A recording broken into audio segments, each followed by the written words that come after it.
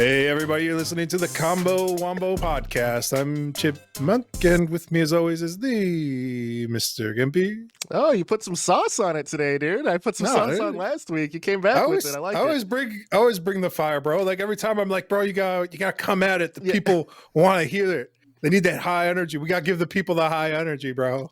You did. You came with it today. I appreciate that, man. You're welcome. I gotta say, I've been looking forward to this episode all week, dude. And you know why. Yeah, you were texting me in the middle of the week. You're like, hey, how about we talk about this? And I'm like, yeah, all right, we could do that. That sounds good. I was like, I don't know how much I have to add to it, but it sounds like you got a lot to say. So it's so funny. Get into it. We've like kind of teased the content for the last couple of weeks, and it's not like we've been planning to do it. It's that a certain game came out a couple weeks ago, and I was so excited for it that I keep mentioning it each pod, and I'm looking at it and I'm like, this is like the Marvel movie level of teasers going on. So it's been building up Easter eggs at the pod ends. Yeah, man. Yeah, but before we get into it, man, how you doing? How's Generic Quest? How's your gaming life? What's up? No, everything's been going really good. I've been playing more Overwatch, but I've been doing those edits and putting them out. And people's biggest complaints are like the quality's trash, and your gameplay's even worse. And I'm like, yeah, those are true. Because like I don't know, our other buddy who listens to this all the time, he's like, those people hate you. I'm like, no, they're just stating facts. Like they're not wrong, bro. It's like one thing if they're like, you're fat, you're ugly. I'm like, all right, whoa, you're getting kind of personal. Like that's more subjective, I feel. But like when you're like, so objectively, like the quality isn't that great and you're not that good at the game. It's like, yeah, I'm in like silver rank in the game, and the quality is definitely bad. And that was because like I was streaming, saving the VOD, downloading the VOD, re-editing, then re-uploading. And so you don't get it. It was good quality. Yeah. So I spent like 4 or 5 hours like messing with settings, so now I can finally record while I stream, and that's huge. So like my next videos and like because I batch everything, so I'm always editing and recording during the week, and then like Saturday I edit. So in like 3 weeks, that's when like the quality improvements are coming, because like this whole next week's already done, and then I'm starting the week after that already. So yeah, dude. We've said it with the podcast as well. It's get better over time. Like your next one gets better each time. So you're just doing that with your own personal content, and no one's hating it, man. Like if you look at your first edit versus your next one, you could tell your growth as an editor on one thing. Oh, I'm getting way better. and your use of effects has you went through this little period where it was so much effects you couldn't see anything, and now the visibility has gotten better. So I've seen your growth, and it's been fun to watch just as an outside fan. So you're hitting it, dude. And also your Overwatch gameplay is getting crispy. I will say that it's getting crispy, dude. It's so I've also spent a few hours getting the settings all right so I could record. Then I started watching like the video guides. They're called like literally Get Good, like GITGUD. There it is. And like I've watched a bunch of like guides on one specific character, which is like Reinhardt, and I'm like practicing that. And then I started watching a guy who was going from unranked to Grandmaster with Reinhardt, and it's like educational, so you can find it on YouTube. The video is like 13 hours long, and I'm like 5 hours into it. But there's a lot of interesting and good information, and like he's not the best, like it's one of his worst heroes, and like I can kind of point out things he's doing wrong at certain points, and like he'll say that, he'll be like, oh yeah, I could have did this, could do that, and like I'm like, yeah, you should have done this. Like he does things that I do that I know are wrong as well, like where you get a little cocky with like your shield and placement, right? And like you usually get like tagged down by the enemy team, and then he does other things where like a hero will ult and like it pulls all the enemy team together, and like your gut instinct as Reinhardt is to just keep shielding to let your teammates kill. But I think that's wrong. Like you're just supposed to just start swinging like a mad lad when that happens, because you do like 75 damage each hit. So you can get off like 4 hits, like you can kill like the weakest like healers and damage dealers. So like the only one that's going to be left is the tank. So you do like your 3-4 hits and then you charge, and like you charge out the tank and you kill all the teammates on that team. And like you just keep like semi-circling the enemy team, because like when you get sucked in, like everyone starts panicking. And so like if you're on the receiving end of that, I found if you just start shooting, like you pick like your closest target and just start like gunning down or like attacking that person, like if you're getting that all, you usually end up killing them. So you can usually take down like one or two. Okay. But if you get pulled and you're the Rhine, you just hold your shield at that point. But if you're the guy on the other side, you just start swinging hard. So it's, I don't know, it's weird. Just, you know, just little gameplay tweaks. So I've been learning that stuff. So how's the I'm fun getting better. factor? Is that still apparent? You're still having fun with it? I would say like I'm still like having games where I'm getting super frustrated, especially like playing a tank. Like you're more at the whims of your team. Yes. So like you saw me in the one game, you're like, bro, it looked like they snatched your soul at the end of that game. I was like, did. I was just super frustrated because I was like, the guy came in and like I was like, all right, he's obviously trolling. Like he had like a troll name. He was like being like really disgusting on the comms, so I muted him right away. And I was just like, well, this one I'm just gonna lose because this person's trolling right from the jump. Like there's nothing you can do about it. I'm like, I literally have to sit here for like 20 minutes and be trolled by this kid. So I reported them, and then like the next time I logged in, they're like, "Yeah, we took action. Don't worry about it." I'm like, "All right." So yeah, I don't know. Use the report features if people are like purposely making your game worse. Like, yeah. I think gaming, online gaming, has definitely come a long way from the days of like myself cutting my teeth in Unreal Tournament and Quake 3 back in the day. You know, like before you could vote kick, that was pretty much it. There's no report feature. All the servers were community ran. You know, you relied on mod tools and shit like that. Having matchmaking has its own just annoyances, but I think reporting features and things like that, the ones that do work, some things, especially the ones that will let you know what happened. Like sometimes giving you like a little breadcrumb of going, hey, we took action, is enough to make you feel better and to keep playing the game. Like, even if they didn't do anything. Like I think Counter-Strike had it for a while before they would let you know. Like you'd never know if a person, like if you reported someone in there for cheating or toxic behavior or anything like that, you'd never know. And it's just messed with some people's psyches, dude. It is what it is, though. I think when you get into the cesspool of online gaming, you invite all kinds, and sure, and it's like that's their game. Right? But yeah, that's their game. They're having fun trolling people. Like that's the game they're playing. Their game is like, I'm gonna tilt either the enemy team or my team, and that's funny to me because I have nothing else going on in my life, right? and that's fun. Like that's fun for some people, but for me, like I'm there, I just want to win the game. Yeah, like that's the fun I'm there for, is like beating the other team, and I feel like we could do it if we all work together. For sure. And like, there's definitely, like, I think we've talked about before on here too, where there's a psychological aspect as well, like when you're like typing things out to the enemy team, which you can do in Overwatch. Yep. So it's like if you like are just targeting one teammate and you're like, oh, you're whoever's throwing, you're Orisa, like the main tank on the other team, you're like, oh, they're throwing their way out of place, LOL. Like that, like you can get people to leave, and then like you basically got them down a player, so you won because you you trolled them to leaving the game. Yeah, and you weren't toxic about it. You just like were pointing out the fact that like, hey, they're dying a lot, right? Yep. And it's a fact. Like, so I don't like, psychological warfare has always been a part of like competitive sports, even like in the real world, where you'll see like athletes like getting inside their opponent's head, like in boxing or baseball or whatever, where like they'll have like pep rallies, or they'll steal like the other team's mascot or whatever, like this dumb stuff has always been part of trolling in competition has been around as long as competition has been around. Yeah. And it's a legitimate strategy as long as you keep it, clean. Like, nobody wants you to cross the line and where like laws getting involved, but like, just like a good competitive, like, oh, I'm going to destroy this guy. I'm a mad person. He has no idea who he's up against boxing. And then, he drives his car and like just has his headlights on pointing at the guy's house all night. Just like blasty music, just sitting in his car. He's like, is this guy coming out? Like, what's he doing? There is something to be said about that, right? Like, like having the thicker skin in a competitive atmosphere. It's a part of it's like the mind games that get played, that if you can overcome that, that's just another level of you being better. And coming from like a competitive background, people would shit talk in LAN events, right? Yeah. Like I mean, you can see it in like Evo, like they still do. Yeah. Like, the fighting game community, they're always shit talking, and that's like that's like their own thing. But like like these pro events, a lot of the times like they're separated through by glass and things like that. Older LAN events, you'd have like pros screaming across the other side, talking shit to each other.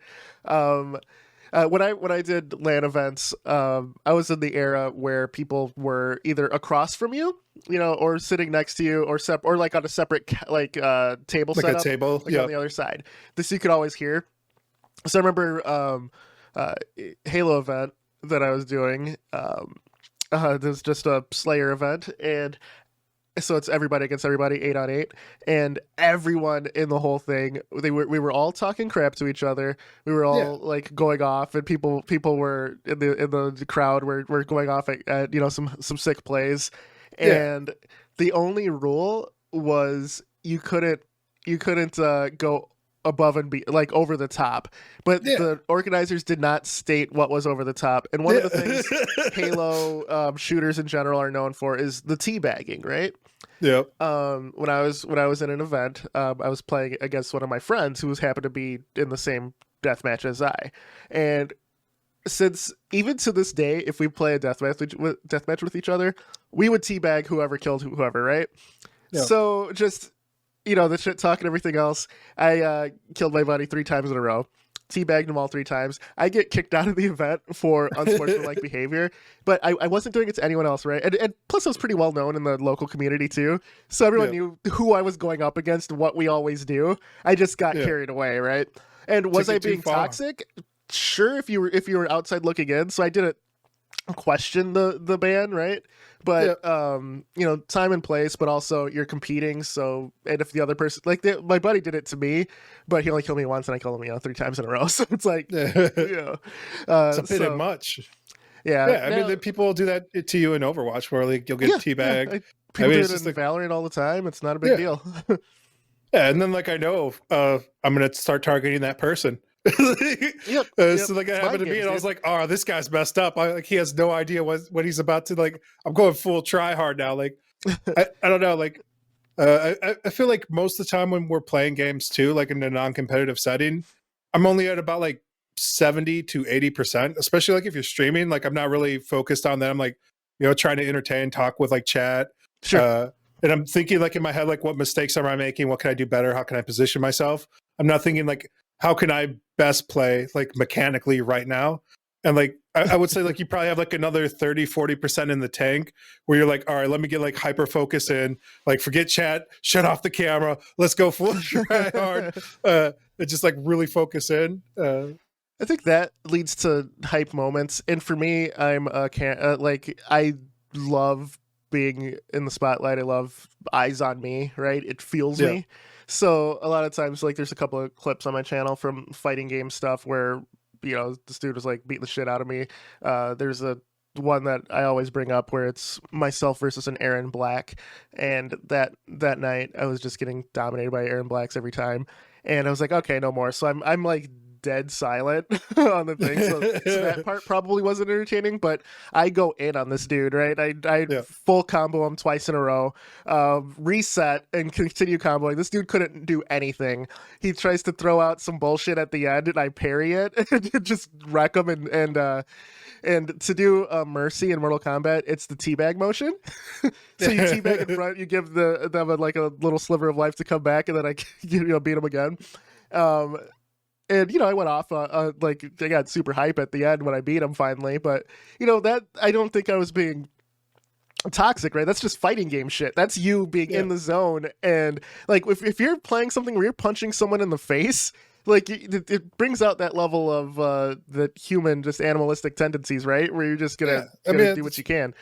It's kind of like the beauty of video games, and one of their traps and pitfalls is like it does hijack like our baser like reward systems, like where it's like you can play a game and you get all these achievements and like you feel great, and it's like, but you're not really accomplishing things. And that's always been the knock on video games from like a parent's perspective. They're like, why don't you kids go out there and do something, go to the park? And then like when you're out at the park, they're calling the cops on you. They're like, why are these kids out at the park? right.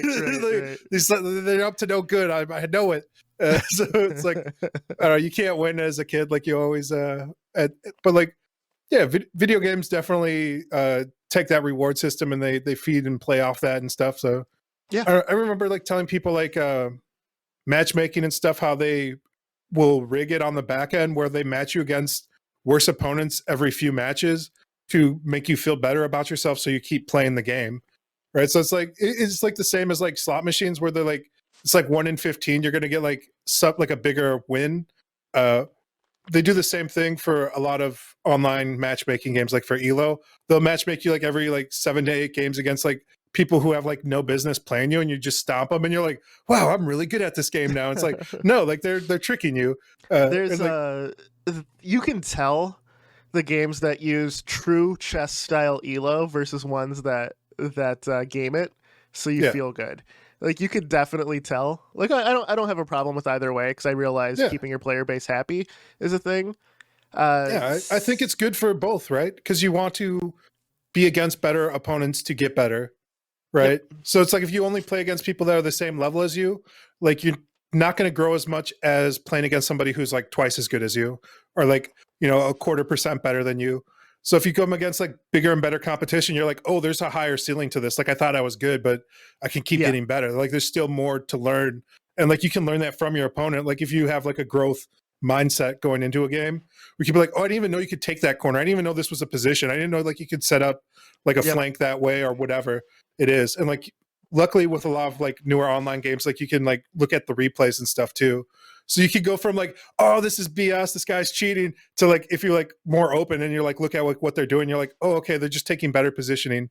And they're like they already have like their cursor placed to like where I'm likely to go. So they're just making like micro adjustments. Whereas like I'm always realigning.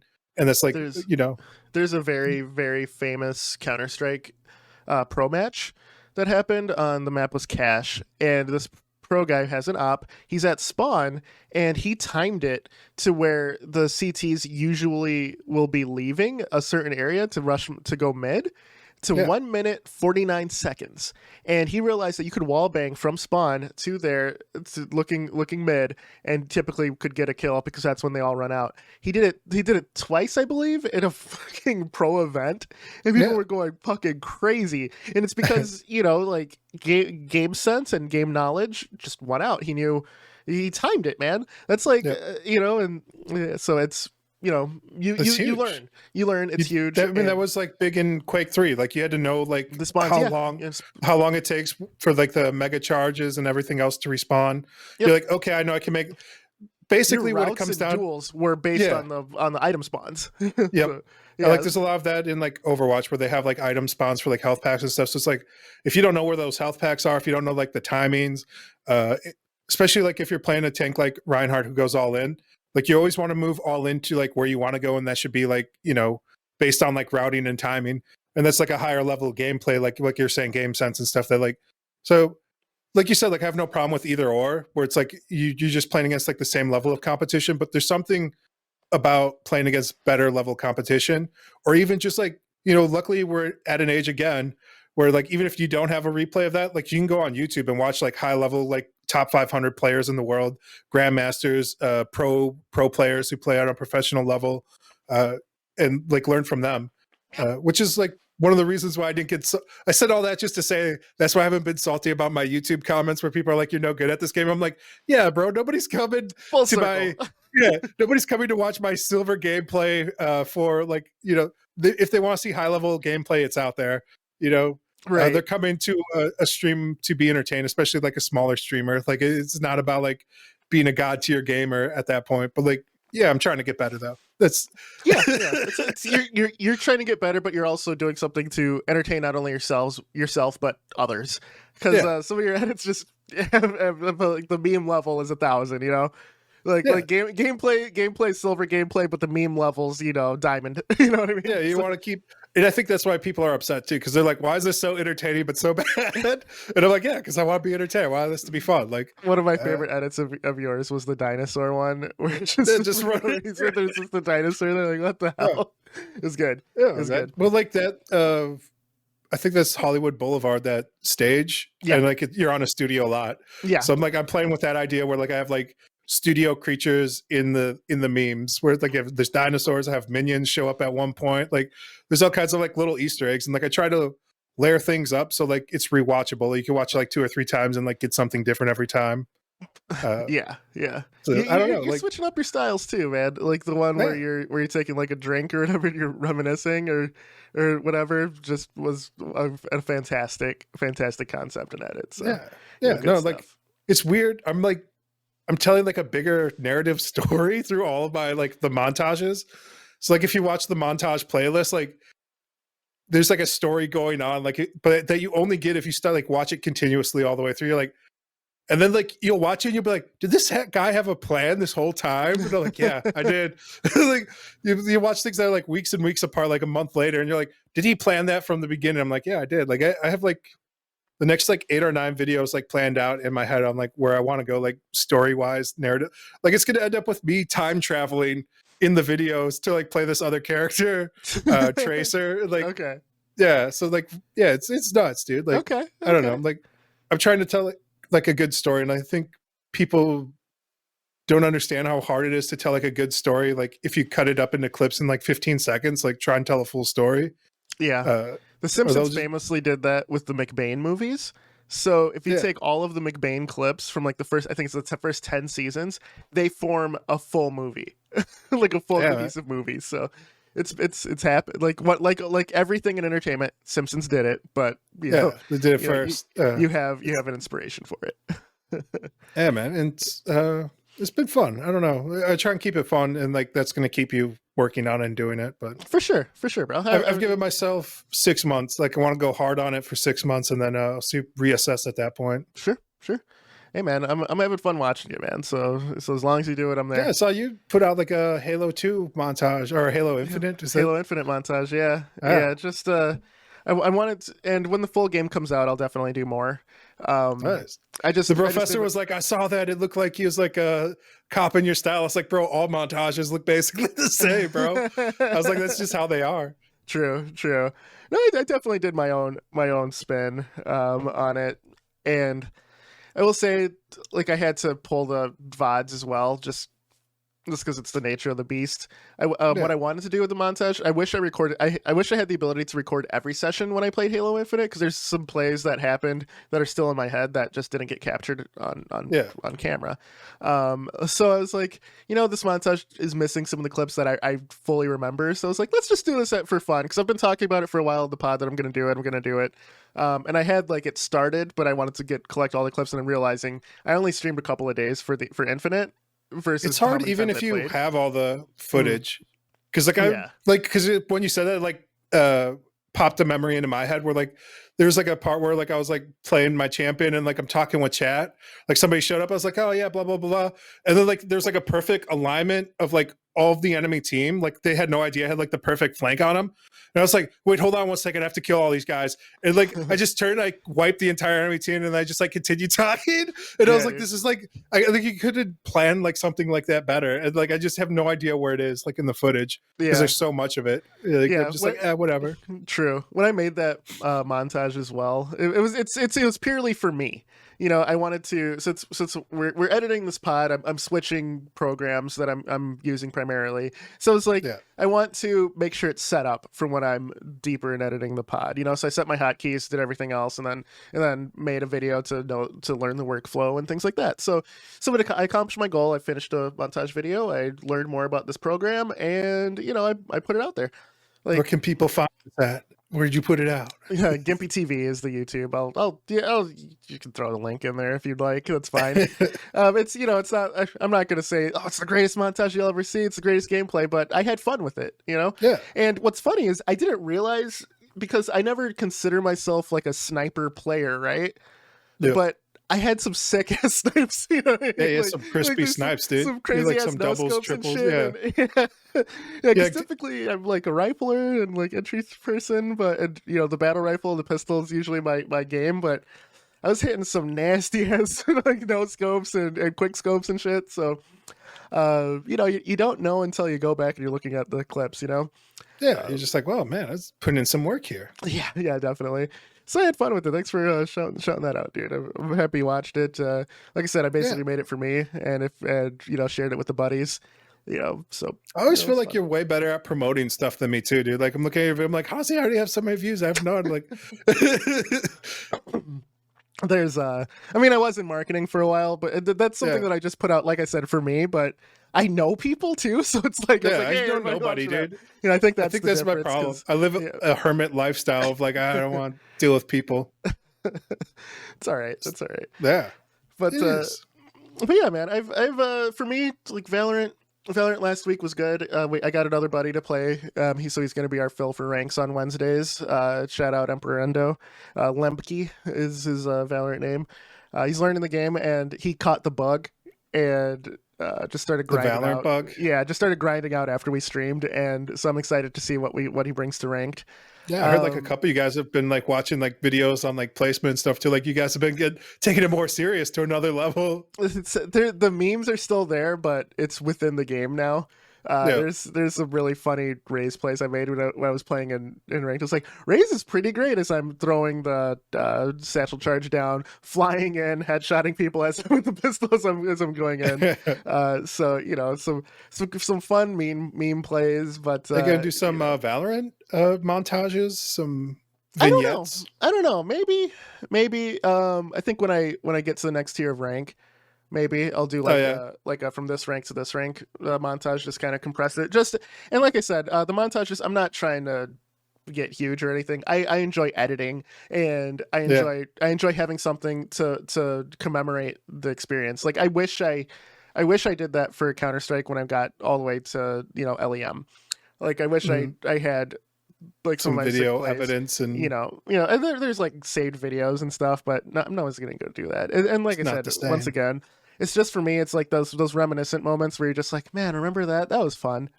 Yeah, for me it's more been about flexing like my special effects muscles, because that's like what I enjoy, is like high level video compositing. And like I told my buddy, I was like, I kind of want to make like just a blog of me walking around and like adding like special effects to like different like parts of the city, where like, you know, like make it more sci-fi or supernatural, and like just do different like crazy special effects like in the real world.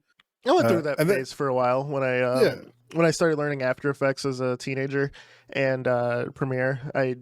There's no proper film class for me, but I was super interested in it. Like I said previous on the pod, and to you personally, like I wanted to get into film. That was my dream. I wanted to, you know. Do you still want to do anything with film, man? I feel like it's become easier and easier. Like everybody's just like, you just need a cell phone. That's it. Like you go on Craigslist, find some actors, you know, find some theater kids. I think I have a heavy appreciation for it, but I don't want to do the legwork, and I realize it's a lot of work, which is why I didn't pursue film more. Now it's like a very intense hobby, I would say. Yeah. But I don't want to pursue it as to do something as making like a full production. A prosumer? Is that the level you're at? Yes. Like I could see myself having high quality editing equipment, high quality cameras and stuff just lying around, but I don't think I would do anything. Maybe I do have an idea for a stream intro that I want. I feel like that's where I'm at too. Like with my art, like I have like one of those screens you can draw on now. Yeah, I've had that for like a year. I just haven't told anybody. I haven't really been. I showed you some of the concept art I've like doodled on that and stuff, but like every once in a while, like you said, like you have like a bunch of high level equipment just laying around. Like that thing's in my closet. I have like a synth keyboard too. Like every once in a while, I'm gonna like get out and like, you know, bust out some music. I've like, you know, my guitar or whatever. Like I'll jam out. But it's not like anything where I'm like seriously grinding and like taking it serious. But I always try and stay humble too, because I feel like you as well. Where I'm like, oh, I have a huge appreciation for film and art and everything. But I watched Black Widow the other day, the movie. Yep. And I was like, this movie's all right. Like, because I watched all these reviews on it. Everyone was like, this movie's terrible, the plot, blah, blah, blah. And I was like, I think maybe because I've been editing a lot, I was like, you could probably cut out like 25, 30 minutes from this movie of just like chafe. Like the start of the movie, like all that can just go. Like with the little kids. I don't think you need it. I don't think you need it. I thought that was the best part. That was the best filmmaking part of the entire movie. You basically were watching an Oliver Stone movie for the first 20 minutes, and I fucking loved it. It is, but then like I would say like the tonal shift from that to like action movie, like you don't need it. Like, okay. Yeah. Like so like I've been studying more and more, like just looking at like video and analytics and all this bullshit that you do, you lose 30% of the people whenever you have a tonal shift in your videos. So for me, even when I'm doing these 30-second 1-minute videos, and I'll look at when do people tune out, I don't even need to look at the graph anymore. I can just watch the video that I made, and I'll be like, oh, there's a huge tone shift right here. This second right here, second 17 of this video out of a minute is when I'm going to lose 30% of the people, because the tone shifts completely to something different. And then I'll go and I'll look at the analytics. I'm like, yeah, sure enough, 30% of the people just drop out because they signed up for one ride and then they're getting something else. So I think that's where a lot of the bad reviews come from, because they're like, how come the rest of the movie didn't stick with this tone? And it's because it's a movie, you idiot. They're great. They're both good. I absolutely loved the beginning tone of that movie and wished it kept the entire thing. But I thought the movie was the run-of-the-mill Marvel movie where it's not great, it's not bad. It's definitely slots right in the middle. Like most people, it came out way too late. She should have had it phase 3. It should have been the first movie of phase 3 before Avengers, they all came back together, but that's another pod. So let's get to the nitty-gritty, buddy. Let's talk. Speaking of tonal shifts, there's 30% of our people right there. Metroid Dread came out. And as I said back in August when it was announced, when was the release date and stuff was announced, I was fucking hyped for this game, right? Yeah. I bought it on release day.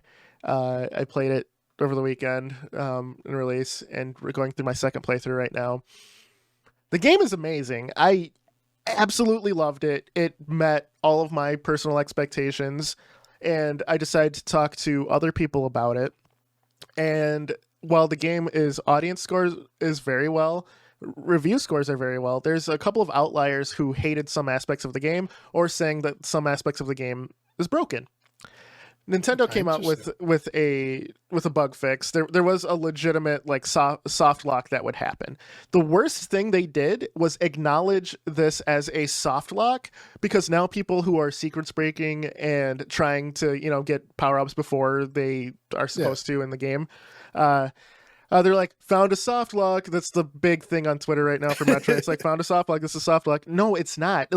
Use sequence broke to get there. Use the advanced tricks you learned to get out of where you are. Half of these things, there's another guy, I can't remember his name because I was up super late looking at it. Exact same issue with Hollow Knight.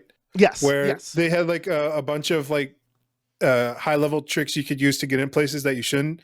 And the creators of that game are like, that's good. We know about a lot of them. And then they're like, oh, the community actually found stuff that we didn't even know about. Mm-hmm. And then they're like, they only had 1 or 2 soft locks that they had to go in and patch because it broke the game. Right. But where they're like, yeah, you can't get out of this area once you get in there, because you don't have this item you can't get because it's in another area. Right. But here's the thing. Anyone who's making a Metroidvania know that anyone who plays a Metroidvania is going to break it.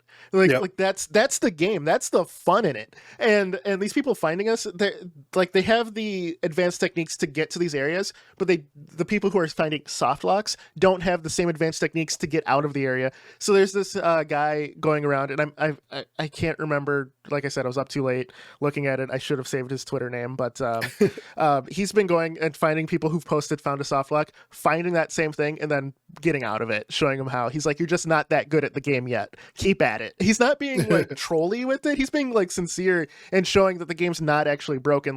You use these advanced tricks to get here, use the same advanced tricks to get out. You just have the timing's just a little different. I think on my first playthrough, I only did 1 sequence break just from sheer power of will. And I didn't think it was, I was like, that was a kind of a difficult platforming section, right? And then after I beat it, I looked, I was like, oh, I wasn't supposed to get this till then. But that's the beauty of Metroidvanias, man. You play it how you want to play. You look for little tidbits and things, and you find your way. There's the other thing on Twitter going out right now is saying that the game is too difficult. They don't know where to go. At the beginning of the game, it tells you if you're stuck, start shooting the wall around you. Start shooting the ground. Like there's always a way through. There's always a way to go. And some people are all like, there's a part at the very beginning of the game where it's like you're in this room that there's nothing else to do and you're kind of stuck because a boss like collapses a level, or not a boss. It's like you did a sequence of events that kind of blocked your path the other way. So you have to think from like so many people are used to their hand being held that it's insane. You like think use this up here. Use your brain. You know that noggin. Like the game even tells you shoot shit around you, and sure enough, there's a block you can break, and then is it glowing? No, it's not glowing. There's only, they do use like some glowing things, like the things you can blow up. But those are like the rock hit head moment, But then there's other ones where you could see the path past the block. It's like you see something you can't get to. You're like, how do I get there? Fucking shoot the block, But that's something for me too that maybe I take that for granted because I enjoy the Metroid series quite a bit. I'm used to like some abstract ass solutions and stuff, and I look for them, and maybe that's why I had a easier time with the game than other people. The game also, some people criticize like the combat because they added like the counter system from Metroid to Samus Returns, the remake, and I actually thought that was fun. I really like a visceral feel in my boss fights and games and stuff, and when you do a proper counter on a boss, you get a really cool sequence. So I liked it, but I could see where some purists didn't. Overall, the game, I would say that it definitely lines up perfectly in the 2D Metroid universe. It's definitely deserving like 3D, of all the praise. It's a 2D game. Yep. I was watching somebody play it on. My buddy Virus Returns was streaming it. Okay, shout out Twitch. Shout out to Virus Returns. I feel he's been streaming it. He's a speedrunner or whatever, but like he's been streaming it, and I was watching him play some of it, but like. Yeah, I was like, oh, this is 2D? I didn't know. Because like the last ones have been all 3D, and like I know they're the Prime series. Yeah. It's been 12 years, maybe 17 years or something since Fusion. A long time. I can't remember. Been a long while. Yeah. It's dude, it fits perfectly with all the other Metroids. I'm looking forward to doing a full playthrough of the series. I plan on going. So you're saying this is your second playthrough? Are you noticing anything different? I just started. Yeah. Like for you playing wise, like as more things open up, or like there are more possibilities when you go into things, are you getting those aha moments where you're like, oh, I could have done this, I didn't know? Yeah, definitely. We already got a few of those. There's a few. Like there's one. I don't want to like spoil things, but there's definitely I definitely sequence broke right away. You can skip one of the first encounters in the game that I figured out, and it makes you skipping this area just kind of superpowers you for the rest of the first sequence in the game, and it's very fun to figure out. I don't want to spoil it, but yeah, I have found some things like that. Just noticing things. Fun. Yeah, I felt like I get those, like kind of like you said, like you don't know if it's because you're old or whatever. I felt that way about like when I was playing Celeste, where like there's like certain areas where I think like a lot of people got stuck in that game, and like I just like breezed right past because I was just like I was more open to problem solving on my own instead of like a handholdy solution. Yes. So there's like a lot of things you'll come to, and there's like the obvious solution, and then there's like other things that you kind of notice, and maybe it's because we're game designers. Yes. So like we look at things and I'm like, they definitely didn't just put that there randomly. Let me try and like use this real quick, and then like you'll use like a wall jump or something to get past something that like you in theory shouldn't be able to, but like you're like obviously again like we said like at the start of this, where like game designers know that like, you're trying to break like sequences in their game when they're like open like this, and like a lot of times they'll put stuff out there for you to use in a certain way.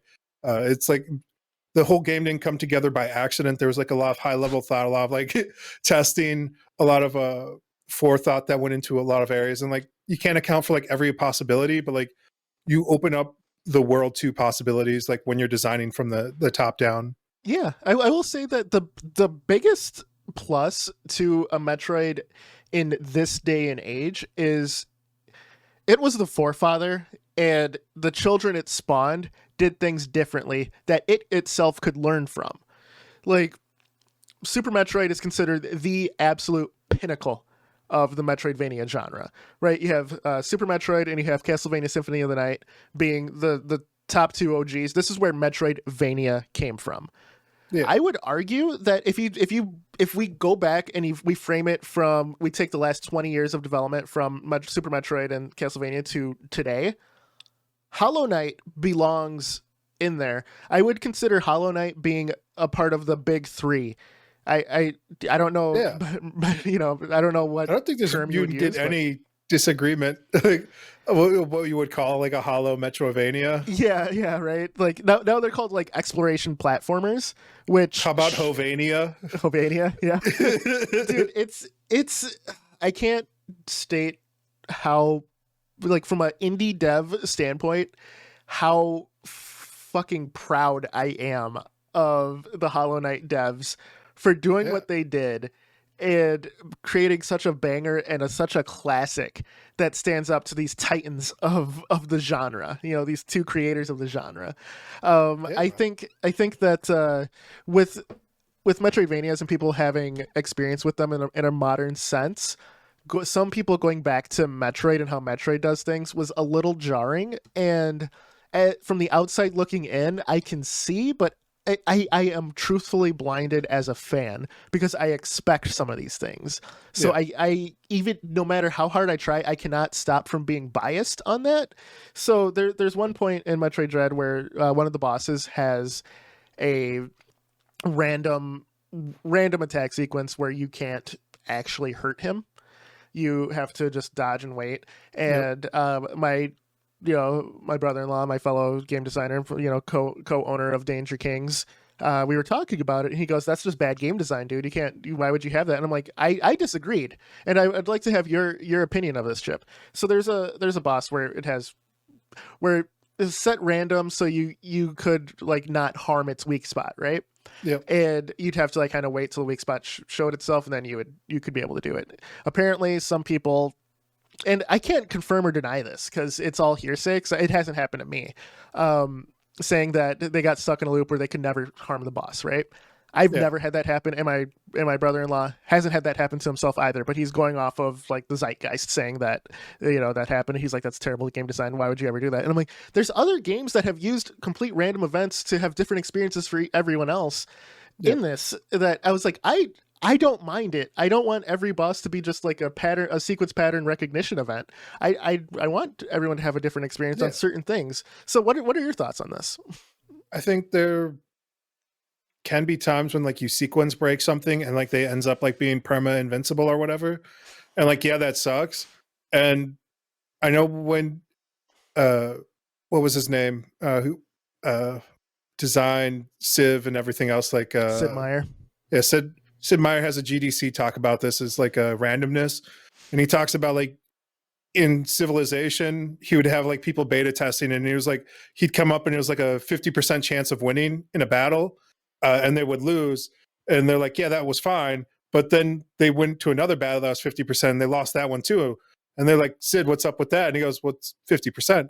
He goes, yeah, but I fought him a third time with 50%, and I lost that one too. I lost 3 times in a row. It says 50%. And he goes, yeah, dude, that's a gambler's fallacy. Like the previous sequence of events doesn't have. Yes. Yeah. So, but like he realized that and like went back to the drawing board and like would have past events affect next level events.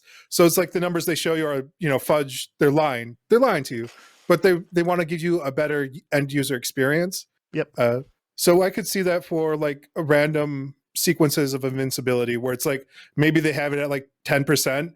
But then like every once in a while, like you do that sequence, you know, 10,000 times, what's the odds of it being, you know, 10%, you know, 10 times in a row?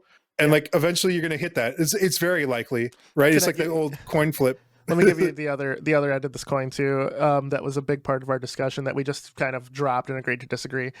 No boss in Metroid is you can avoid every single attack in Metroid Dread. Like there's no unguardable, like you have to take this hit attack. You, through your gameplay, you can dodge or 100% of things, right? Dodge or counter 100% of the dip, things. roll. So this boss, Jump. like if it truly is RNG and it's truly people are getting in these sequences, I argue that they need to get better. And that is where the basis of our argument is. He's saying it's bad game design because you can't RNG a boss for everyone. It was like some people are stuck on it forever and other people leave. And I would argue that's just state of how good you are at the game, right? It was like bosses are a challenge of the mechanics you've learned so far. And I would argue that people knowing these mechanics to successfully dodge for however amount of time is fine. So, and that's just a difference in philosophy. And it sounds like you accept that 50% is not truly 50%. Yeah, for a good game designer, like when you're going into things. And like you're saying, like, I would say it's not bad game design, but it's definitely frustrating. Like if I have to dodge a boss for like a minute and a half, whereas like most people only have to do it for like 10 seconds, like that's way more frustrating. Like, and then it also starts to knot the back of your head where you're like, am I supposed to just die here? Right? Like, am I not supposed to be here? Do I not have the right proper equipment to beat this boss? Because there's not like any hand holding telling you like, oh yeah, like you're supposed to be here right now. Maybe you're supposed to have like, you know, a rocket that opens up to the next sequence of events or something. So it's like you said, that's kind of also the beauty of Metroidvanias as well. Like if you're feeling stuck on a sequence, like just die and then like go explore other areas, right? And then like maybe you'll come back and you'll be like, wait, that guy just gave me a different sequence and this was super easy this time. What the hell? But like you got way better to come across like some other challenge, and like that can feel a little bit like the rug being pulled from underneath you. And like again, I would say it's not bad, it's just frustrating. And I would argue, and I don't mean to interrupt, I just didn't want to lose this thought. Because my brother-in-law, we raced Sonic Mania as well, and I believe it was Metal Sonic or whoever had it was an RNG boss as well. And when we were playing through Sonic, he was admittedly better at the levels than I was, but I was better at the bosses than he was. So that was our skill break, right? I beat the boss before him, and I beat the game before him. And he was super frustrated. He's like, that fucking boss is RNG. It doesn't matter. And then I'm looking at our VOD, right? And I consistently was better at the boss than he was, even with supposed RNG, right? So I would argue skill won out. Like at the end of the day, skill wins out, and I don't think that it's bad game design. I think if every single boss was like that, you'd have to advertise it. But I also think some people like myself enjoy the challenge. There's this very famous indie shmup called Warning Forever, where it's just nothing but RNG boss fights all the time, and you have to just figure it out. That game did very well because it's hard as shit, and maybe I have that masochist in me to do that. If you look at like RNG style like Metroidvanias, I think like Rogue Legacy comes to mind. Yeah, which where like I am not the best game player, and like it took me, you know, like a long time, like 8 or 9 hours to beat that game because I just got a bad seed, and I was just like, I could start over, but I'm just gonna grind it out instead. Yeah. And it wasn't like, oh, this is bad game design, blah, blah, blah. I got like the seed generates every time you go into the castle, but go. Yeah. And like I just got a series of bad ones. Yeah. Like, you know, like 15 or 20 of them in a row, like where you're like colorblind is short, maybe like, and like you're not making any progress. And like I wasn't like, this is bad. I was just like, all right, let me keep trying to get better by using like all these bad seeds. I'm sure like if I like restart the game now and like try to play up, like I just crush it. Like I'd be like, oh, this is easy. Like when I don't have like all these handicaps. But like I too kind of like enjoy a challenge, and I don't blame the game for it being hard or difficult or like getting like bad RNG, right? Yeah. Where you're like, oh, this is bad. Like there's definitely like placement and skills that you can learn in that game where you can overcome a lot of adversity. Like where you're like, all right, I know if I go to like these series of rooms, I'm going to get like some gold here and here. And like you start min-maxing your runs over and over again. And like those compound into like, you know, easier and easier runs. Yeah. It just takes longer than if you got like a good seed. Right. So, you know, I think there's, and I'm glad you have the calm approach to it. So that's an interesting state. So now I just wanted to get into saying that I loved Metroid Dread. I don't know if you'll play it because you don't have a Switch, right? So you might not play it. I mean, emulatable, but is it?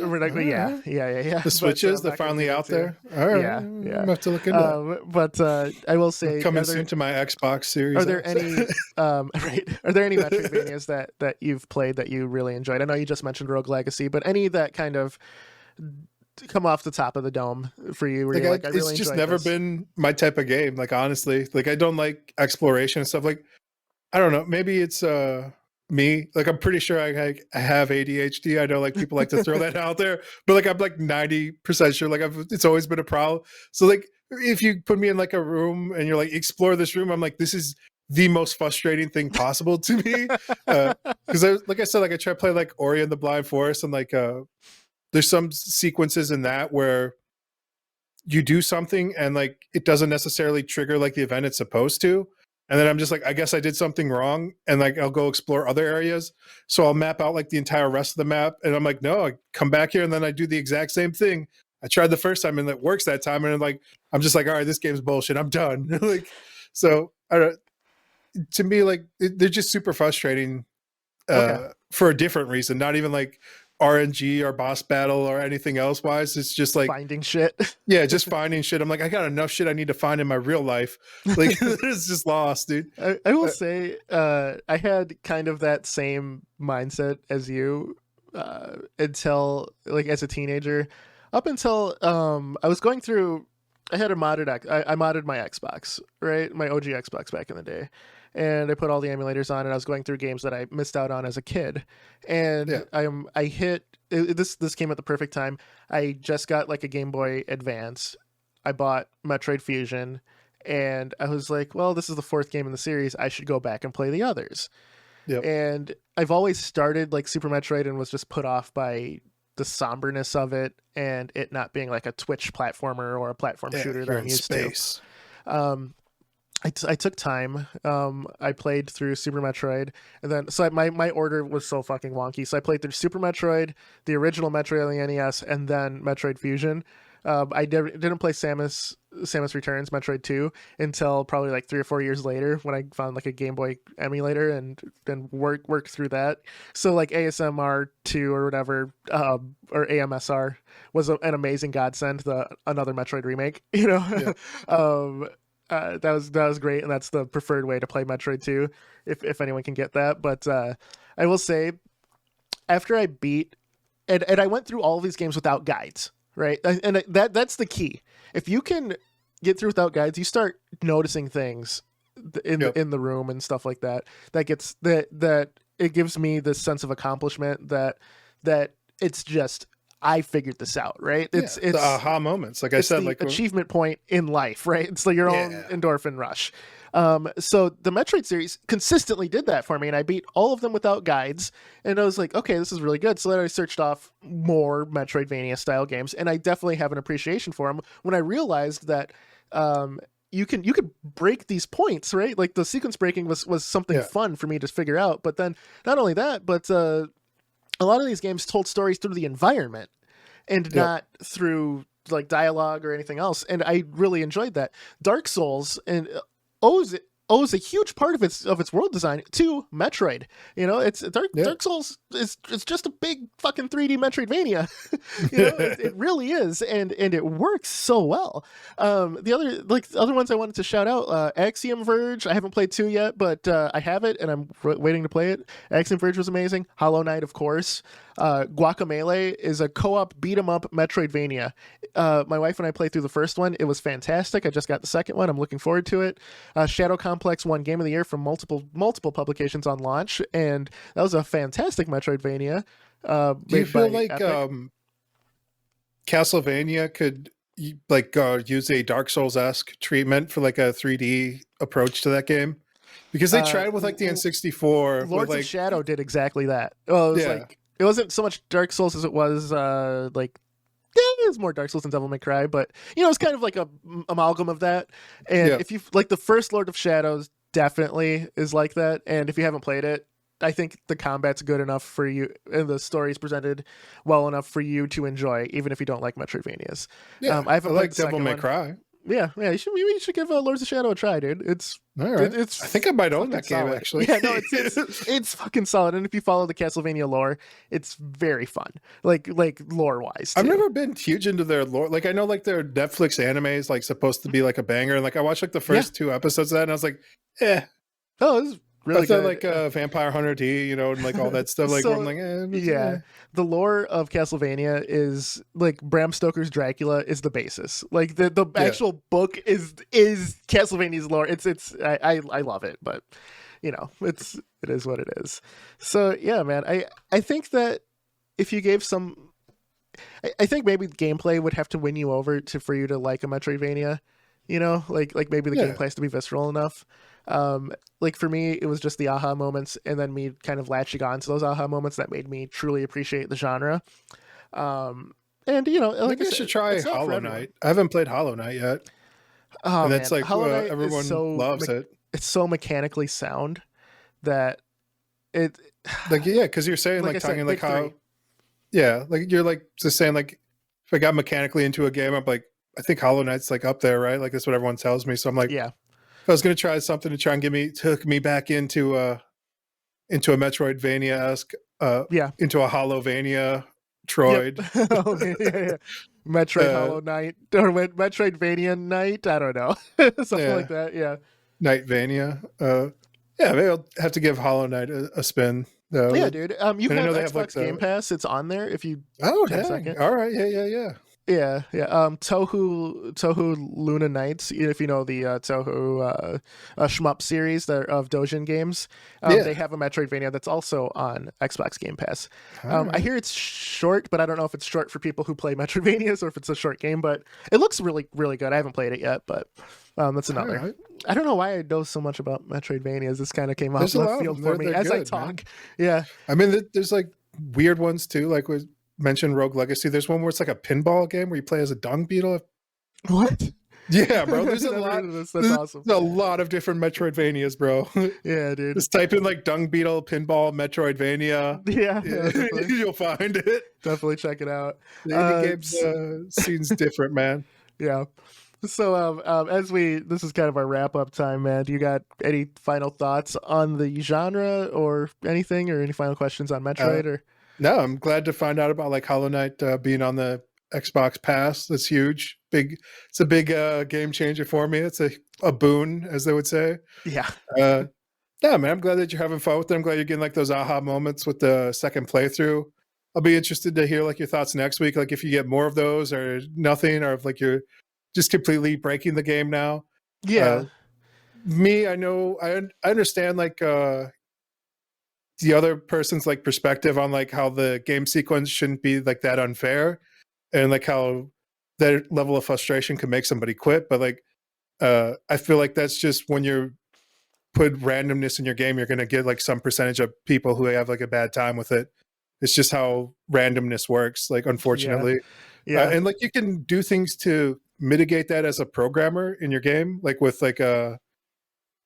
like counters. Like you can set up counters in the background so it'll count the number of times the sequence happens, and then like be like, okay, it can't go more than like 3 in a row, and then like after that, like, you know, it'll sequence break, like coding wise. So there's definitely like something to take into consideration when you're designing games, like at that level. But yeah, man, it's have purpose when you're designing a game too. Like we talked about with like your Metroidvanias or your Celeste or Hollow Knights, like everything that's in that map, start thinking about it from like a game designer perspective. Like it's usually there for a reason. Yep. And the game designers tend to know like what you can and can't do because they play a ton of their own game. And like even like they said with Hollow Knight, there was a few things that even the game designers didn't account for, and they had to go in and patch because of soft locks. But yeah, man, those are the final thoughts, you know. Yeah, I was going to say, man, from a designer standpoint, I actually like players breaking my game, right? Because it shows that they're having a level of enjoyment from it, from any mechanic that I've made, to where they want to kind of push boundaries. And for me to go back and design around these boundaries that they pushed is a very fun, emergent gameplay and emergent development style that I enjoy. I think that like really I just kind of wanted to gush over Metroid Dread today. Because I haven't really got a chance to, because like my wife is yeah, my wife watched me play it, right? She's like, you like this? It's like, yeah, it's fucking great. She's like, oh, okay. It's like mostly me like looking in a room and shooting the walls, right? She's like, yeah, this is fun. And I'm like, no, it's fucking great. But yeah, dude, loved Metroid Dread. I highly recommend it. It's not a review. This definitely isn't a review. This is just me, basically. How many shurikens does it get? It gets 40 of them, dude. 40 out of 40. We'll use the Kotaku rating. But yeah, dude, good shit. I think that's our time. Shout out what was your buddy's name? Virus Returns. Shout out him for the speed running. He's Spanish. Oh, is he? Yeah. So you know, it might not be for everybody. If you tune in, you're like, why is this guy speaking Spanish? He speaks English as well, but yeah, Spanish language. Okay. Yeah. No, that's cool. All right, man. Appreciate it. I'm Mr. Gimpy. That's Chipped Monk. Yep. Like, share, subscribe. 20,000 of your friends. Get them, pull them in, force them to watch it. Get the Clockwork Orange things on and put some eye drops in. Force it, and we out. Take care, everybody. We out. Peace.